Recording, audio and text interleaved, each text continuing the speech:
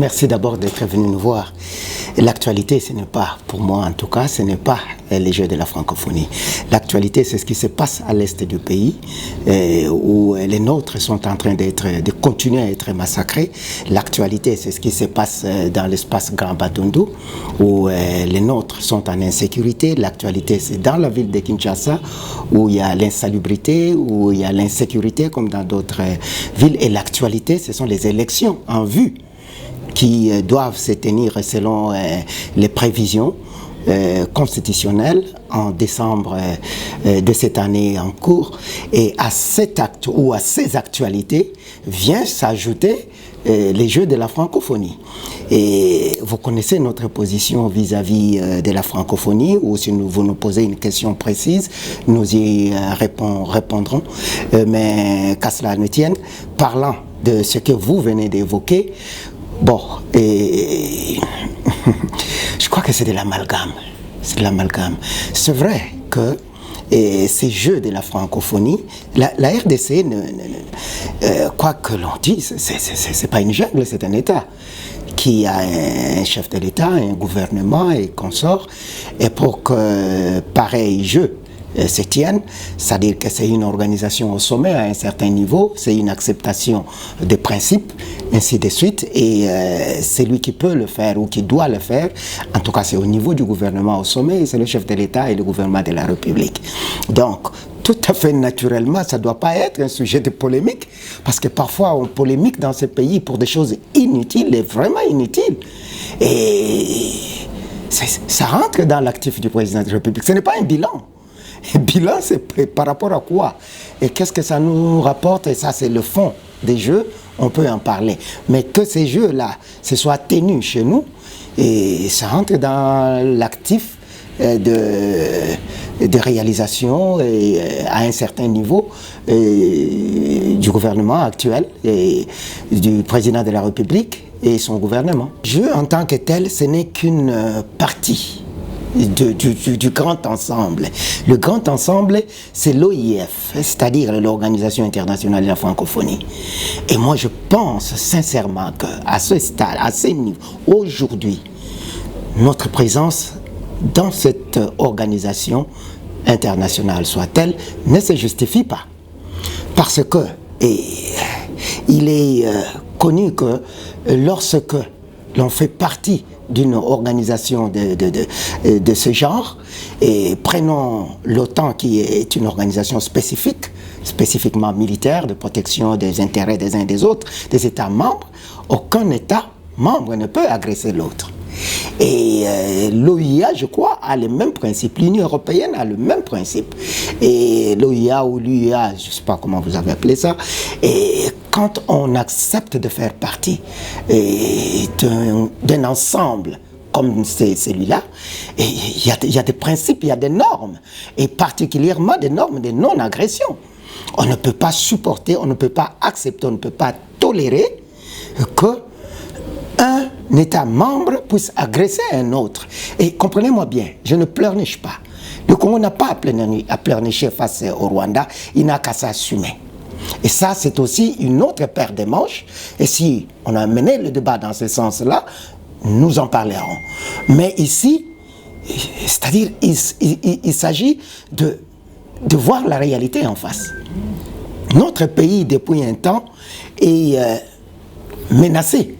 Nos populations sont massacrées, nos ressources sont pillées, au vu et au su de tous, de ce qu'on appelle la communauté internationale, l'OIF y compris, dont le chef, si on peut le dire ainsi, serait la France et son président, mais que dans cette organisation, il y ait un pays qui s'appelle le Rwanda et qui se permettent de pouvoir exhiber des muscles, ces petits muscles, sur un autre État membre, et cela s'est fait au vu et au su de tous les membres de cette organisation. En aucun moment l'OIF ne s'est prononcé pour condamner, parce que tout ce que nous pouvons attendre de l'OIF, d'abord c'est la condamnation de l'acte. Le reste pourrait venir après. Mais aucun État en tant que tel de l'OIF n'a condamné l'agression de la RDC par le Rwanda et de massacres, des exactions qui se tiennent sur hommes, femmes et enfants sans discrimination et le pillage systématique des ressources, aucun mot, sinon lequel la France a trouvé mieux de pouvoir renforcer la capacité militaire du Rwanda pendant ces temps. La France a trouvé mieux de placer à la tête de cette organisation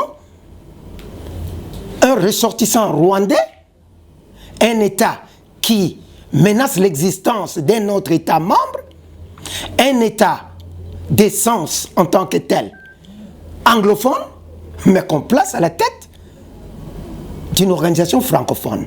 Pour nous, c'est un mépris pour le pays, pour le Congo. C'est une insulte à la grandeur du Congo.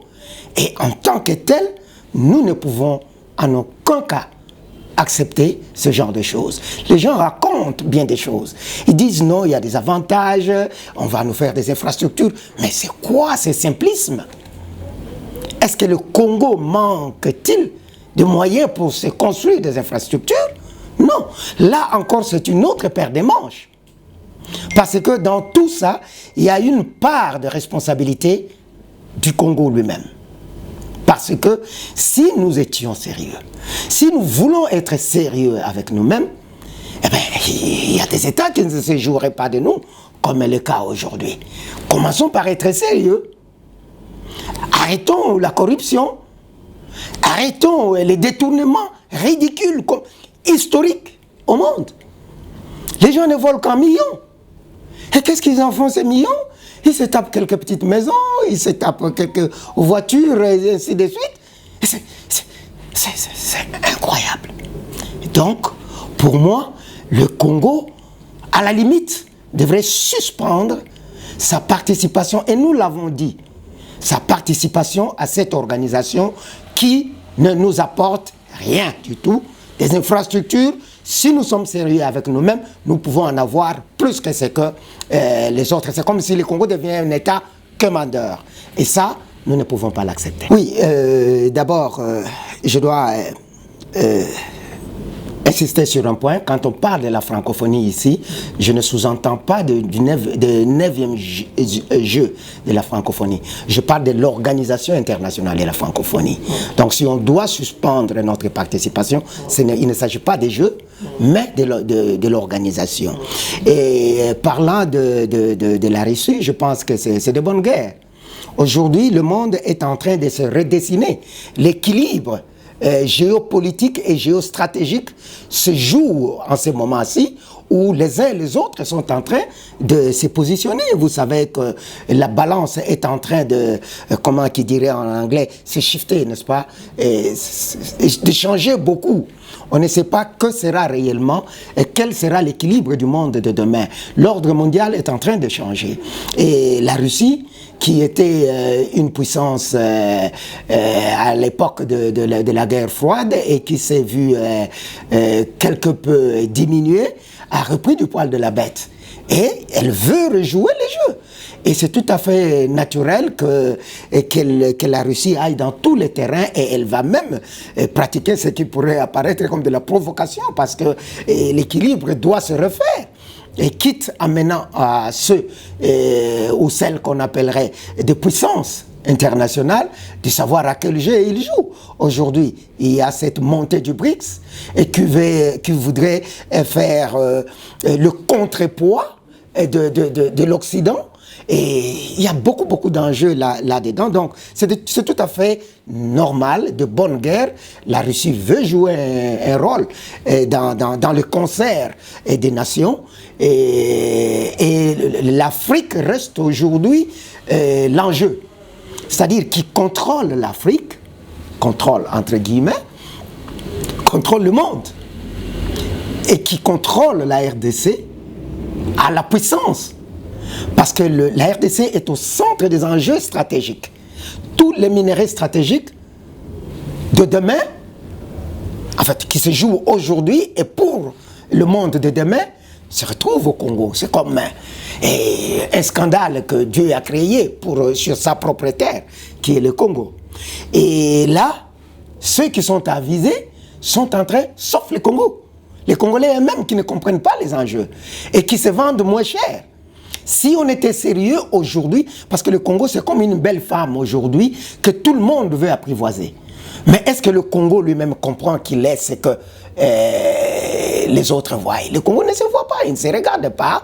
Et vous voyez comment est-ce qu'on gouverne le pays. Et il y a la corruption, quelqu'un qui a détourné autant d'argent de l'État, il passe à la télé, il commence à se justifier, il n'y a rien. Et le lendemain, on a arrêté X, Y, Z. Et quelques heures après, multipliez-le par autant, si vous voulez. Et il est libéré, il est libre et il commence à bomber les torses. Donc, nous ne sommes pas sérieux avec nous-mêmes, les autres ne seront pas avec nous et ils vont se jouer de nous. Et la RDC, par contre, était présente, à mon sens, était présente à travers, je crois, le vice-premier ministre en charge de la défense, si ma mémoire ne me trahit pas, et qui devrait représenter le chef de l'État, parce qu'il faut comprendre qu'en dépit de ma position, qui pense que ces jeux-là ne devraient pas se passer, parce qu'il faudrait qu'on soit sérieux avec nous-mêmes. Et ce n'est pas ces jeux-là, ils ne valent pas la vie de nos concitoyens qui sont tombés, qui continuent à tomber à l'est et à l'ouest, au centre et partout. Donc, c'est-à-dire que ça, ce n'est pas un enjeu pour moi, les jeux-là. Mais quand même, puisque ça se tient chez nous, et que c'est le président de la République qui doit lancer ces jeux-là, il est tout à fait naturel que le président de la République, il peut déléguer quelqu'un, mais je crois en tant que pays hôte, et c'est tout à fait logique que le président privilégie de rester pour l'ouverture de ces Jeux de la francophonie, nonobstant ma position personnelle. Il représente l'État, il représente la nation. C'est tout à fait normal que beaucoup de pays viennent chez nous avec d'autres présidents et des chefs d'État et de gouvernement. C'est tout à fait logique que le président de la République choisisse de rester au pays pour faire le lancement de ces Jeux. Merci.